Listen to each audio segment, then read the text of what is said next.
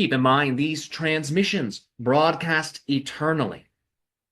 As I speak into your shared collective experience of space and time, I am also speaking simultaneously to other frequencies of space and time. This broadcast, which reaches all of you, is communicated through a telepathic Sassanian contact network. As you know, there are many worlds my species are currently working with and are currently engaging in the open contact process with. So as I broadcast this message to all of you, this message makes contact with your aura. You have your own response to it. You have your own reaction to it. You have your own interpretation of it. That information from all of you is then mirrored back to us. That combined energy, that is the transmission and your mirrored experience of it, is then communicated through that Sassanian open contact initiative network, which involves many planets, it involves many worlds, and it also involves alternate versions of Earth. And this is how the different species and the different versions of humanity that we are working with are all actually supporting one another in a multi-parallel reality, multi-timeline contact initiative. There are certain constants that are shared across the different parallel realities. And when I describe these things as constants, they may not be there in all parallel reality expressions of a subject, but in many of them, in most of them, in the most commonly experienced version of those parallel realities, such a constant is present. One of these constants is that of your moon. And what I mean is, your ancestors have observed your moon.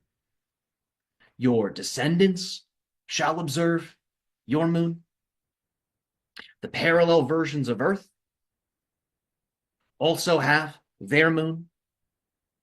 Many of the extraterrestrial worlds we are making contact with also have moons. Some naturally occurring, others constructed vehicular technology.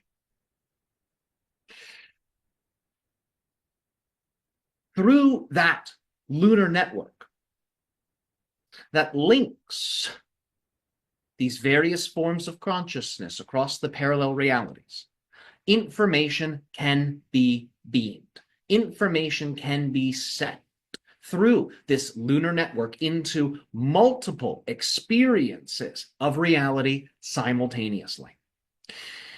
Not only does the moon act as a broadcast satellite for these other worlds and other dimensions, the moon specifically acts as a synchronizer for your version of Earth's fertility cycles and ecological cycles. And this synchronization effect not only impacts the surface of the planet, but it also has a specific relationship with the interior of the planet.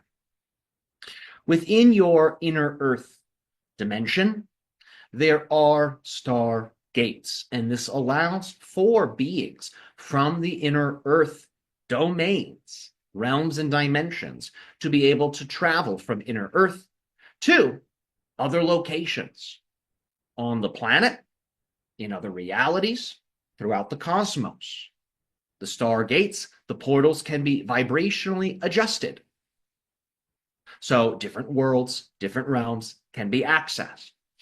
These portals within the Earth are commonly used to access the moon. Beings can access some of these portals in the sense that they just walk through them, and they are brought from one location to another. Some of the portals are large enough where craft can be piloted through, and the craft will appear to teleport from the inner Earth domain and dimension into another reality, into another location and frequency of space and time. The reason these inner Earth stargates and portals have such a strong connection to the moon and are so synchronized by the moon is because many of these portals and many of these stargates were crafted by the beings whom flew the moon to your location. They descended from the moon and began to take up residence deep within the Earth. The moon acted as a type of ark. You have your concept of Noah's Ark carrying the animals 2 by 2 in an attempt to preserve the diversity of genetic information and life. The moon that you see in the night sky played a similar role long, long ago. And beings whom were seeking a new environment for their creations found Earth.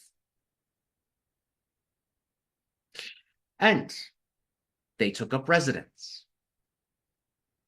They did not stay on the surface.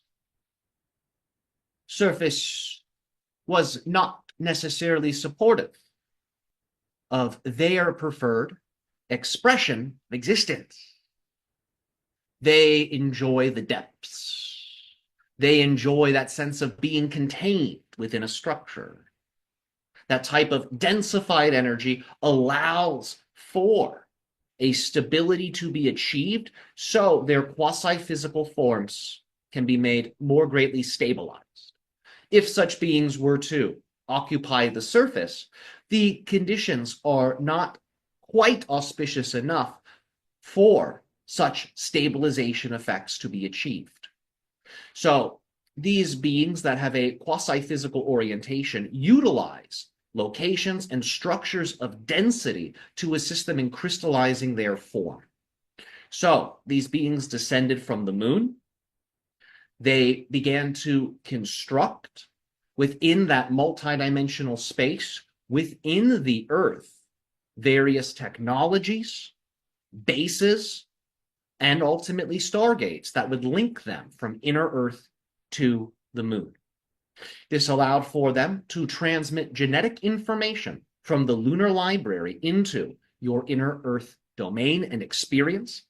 And here, many early forms were created of biological life that began to, from the inner Earth domain where they were created, expanded outwardly, reaching eventually the surface, going through an evolutionary journey as they progressed from that inner Earth Garden of Eden to that surface experience of Earth that all of you are familiar with. I speak of these lunar connections now because a great deal of extraterrestrial contact, multidimensional contact that your species will be experiencing will involve both the moon and the inner Earth.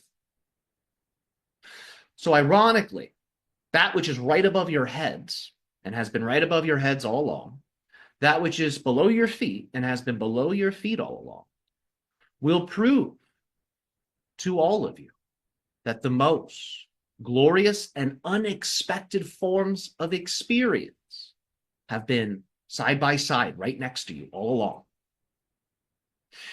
This awareness becomes stronger as you take in these words, as you focus on these symbols. That very lunar network is strengthened.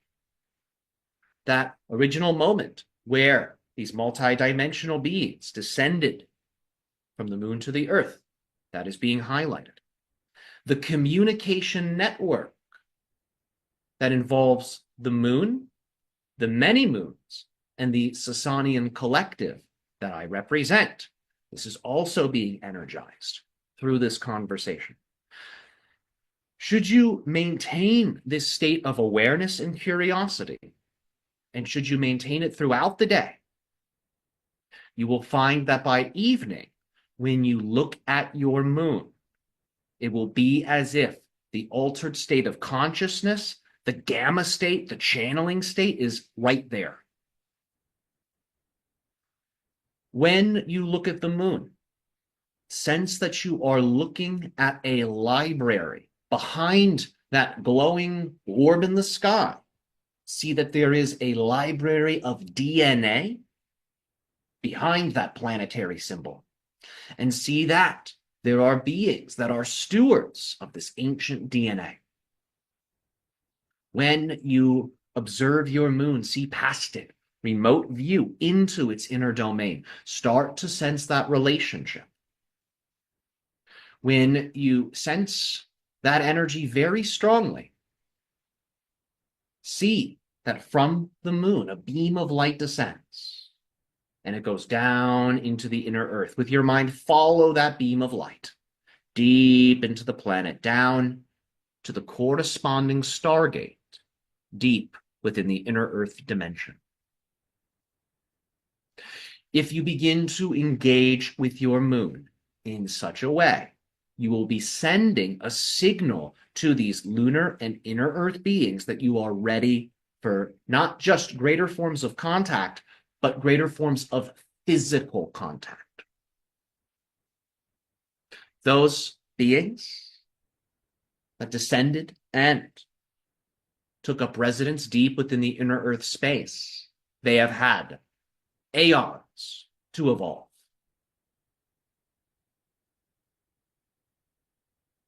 They are very familiar with your species. They are very familiar with the secret history of your species, the ancient past of your species, which is very extraterrestrial and multidimensional in nature, and they are also aware of the trajectory of your species, where you are going, where you would like to go, and how these two viewpoints can be brought together to create not just health and success for humanity, but health and success for the myriad of diverse species that exist within creation. Remember, Earth is a microcosm. We had described before that Earth represents the infinite glory of Mother Nature, sort of condensed into a microcosmic planetary expression, where her mind, her essence, her qualities are made into a world that allows for many different forms of life, just as diverse as that great mother, to be able to express themselves on Earth. So as the Earth prospers, as the multidimensionals, you included, that are of the Earth prosper, that frequency of health, prosperity, and love is broadcasted throughout that network, and through vibrational entrainment, all of these worlds not only achieve contact, but go through an ascension together. So Earth, in many ways, is leading that process. The other planetary worlds, some of them consciously, some of them subconsciously, are learning from your example, and that is helping to pave the way in this collective contact initiative. Remember, it's not just one ascension on one planet. It is a wave of ascension that impacts and uplifts and auspiciously transforms many worlds, many civilizations, and many species. We thank you for receiving all of this. Enjoy gazing upon your Luna, and enjoy the hidden realities behind that planetary image you are all so familiar with.